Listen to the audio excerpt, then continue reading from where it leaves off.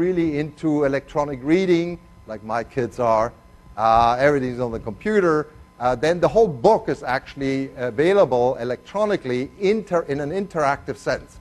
So you can cross-link, click on things. You can right-click on a term, and it will get you straight into Wikipedia or the web in general.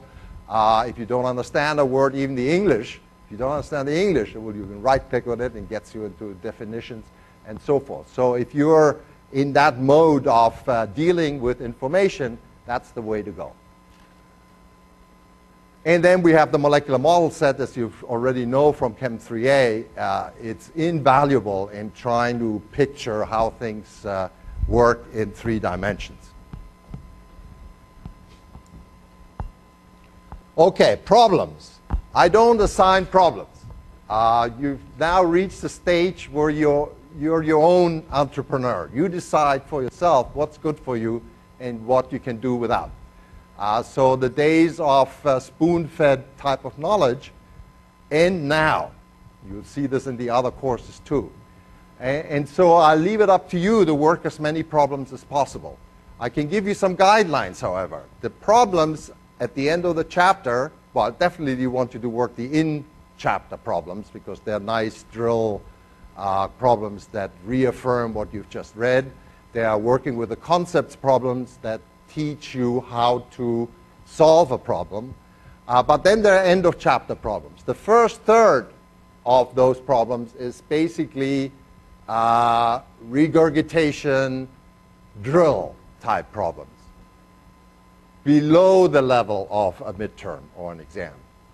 The second third is sort of at the level of the midterms. This is very roughly speaking. And so I would definitely ask you to work the first 2/3 of the end of the chapter problems.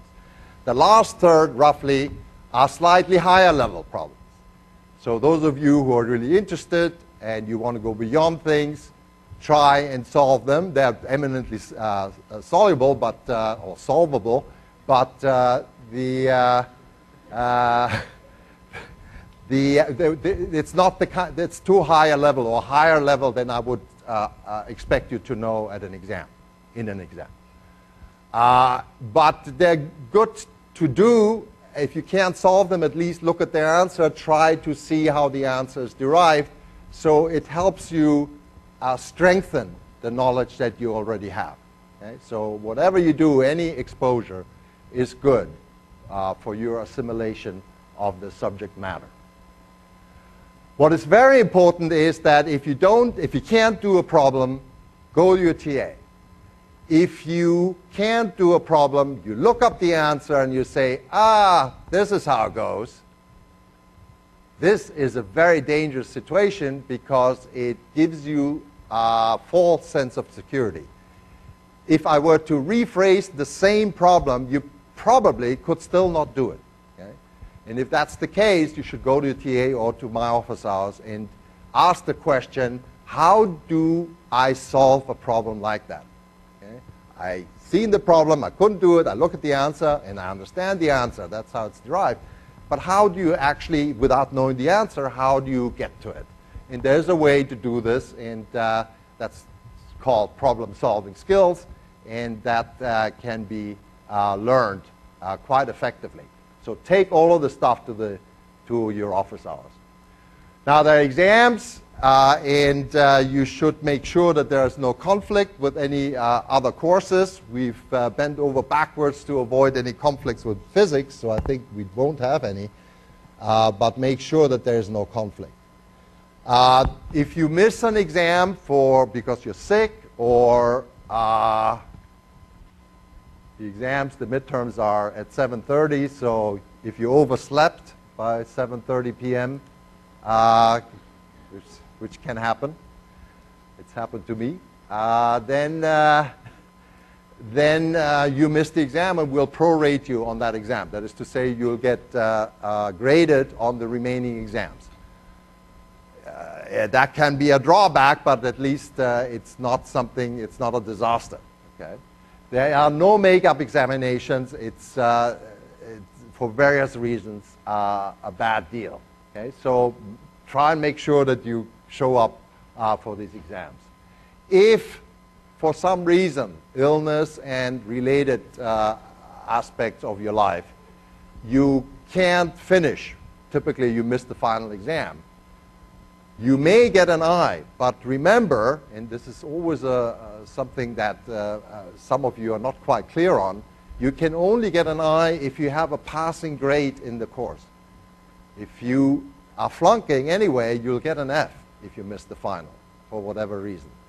And maybe in some other courses and departments, this rule is applied in a lax manner, particularly if it's not a straightforward exam situation, but rather essays and the like, which is fine. In the chemistry, there are strict rules on that. It's actually out of my control. Okay? So if this happens, I have to give you an F. So try not fall into this category. So here are the midterms on these 2 days, and there's the final exam. And again, make sure there's no conflict with your final exam. And if you can muster it, avoid having any other exams on that day, or certainly not more than one. And in general, avoid having too many exams on one day. Okay, so then there's this little section here on cheating and plagiarism. I don't want to dwell on that. The rules are strict. Don't do it. I know that sometimes individuals fall into a situation where they're under great stress, either physical or psychological or both, and then the mind automatically starts looking for escape hatches. Okay? The escape hatch for you is me, I. Okay? So you come to my office and we'll talk about it. So don't start doing foolish stuff. It's a disaster for your career, for your standing in the university and so forth. Again, we have very strict rules in chemistry. It's very painful even to me to report cases of plagiarism. And so I'm happy to say, actually, the last 2 years, we've managed to avoid any of these situations because students have just come to me, and we have made arrangements of all kinds of with all kinds of permutations, including last time I taught last fall, a kid took the final exam in her hospital bed in Los Angeles by fax and aced the course. It's all doable, but you got to come out, okay, with it and tell me about the problem. Otherwise, I can't help you. Letters of recommendation. Many of you will require letters in order to go on to professional school, which is still 2 years away, or 3 years, or 4 years, or 5 years, depending on how long you plan to stay in Berkeley. And what I'm telling you here is do this right after the semester is over. Talk to your TA and get the letter sent into the student letter service, or have it deposited or written in one way or another. Why? Because these TAs are graduate students. They will graduate with a PhD. They go off into the world, sometimes abroad, to all kinds of jobs. Sometimes we can't trace them anymore. Moreover, they'll forget you. Okay? After a year or two, things become hazy. They don't remember exactly who you were, or even if they do remember you, it's hard to recollect specific instances that should be mentioned in a letter.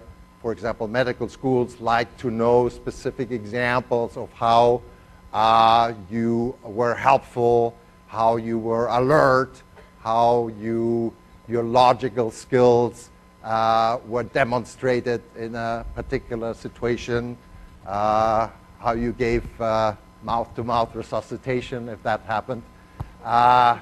So these kinds of little tidbits are very important in these letters. Medical schools like that because it gives them a more vivid description of what you're about. And this will get lost if you wait too long. So do this right at the end of the semester. The course outline, really, there is none. I mean, we're just following the book, and this is why I wrote it, so I don't have to have lecture notes. And so we're just going down the line each chapter. however, you're only responsible for stuff that we cover in lecture. Okay? So occasionally, frequently, I will leave out this section, that section. Even in lecture, I will deal with some material. We'll see an example today where I'll say, I won't test for this, but this is useful for you to understand, to get a deeper sense of, a deeper understanding of a particular phenomenon. Okay, so it's for the purposes of giving you knowledge rather than testing you later on it. And an aspect of this related to this is the last section, which goes back to William Corey, who was a master at Eton College. Eton is a very famous boys' school for boys 13 to 18, sort of a middle school, high school in England, located just north of Windsor Castle. And he wrote this bit, the bottom line of which is, above all, you go to school for self-knowledge. Everything else is really secondary, although important. Obviously, grades are important. I don't deny that.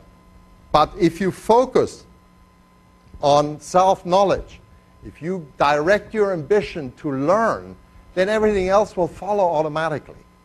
So don't fret about getting a good grade. Fret about attaining and retaining and applying knowledge. Then everything else will fall into place.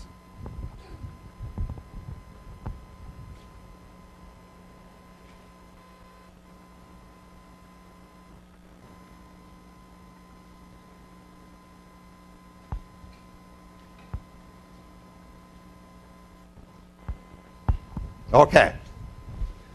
So before we go on with the chapter, I wanted to tell you a little bit about myself.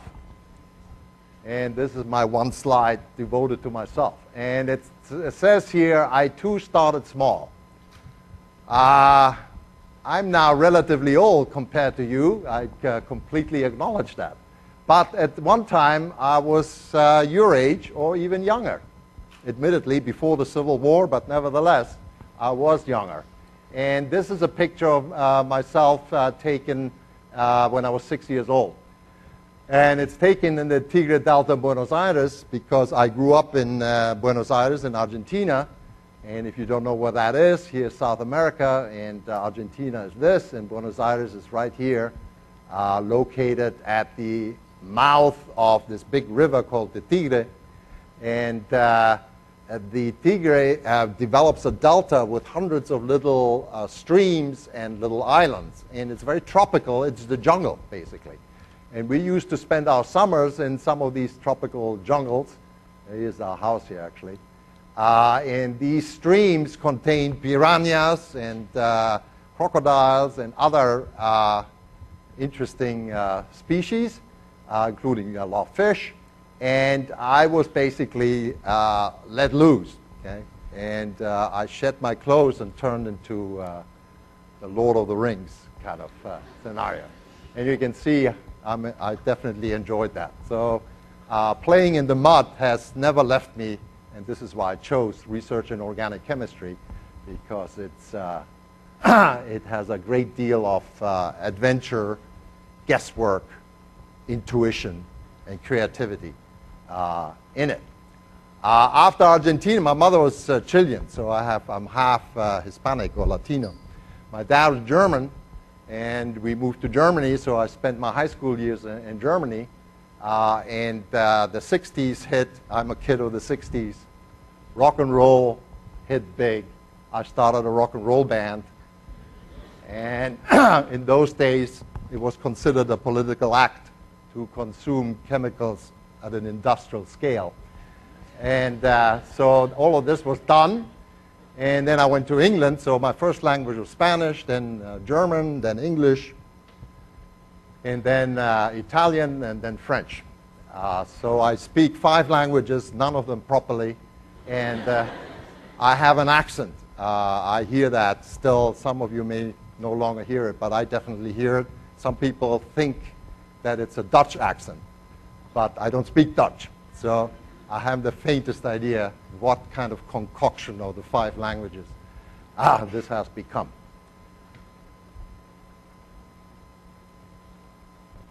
Okay. So let's talk about a logical continuation of how you finished up in Chemistry 3A.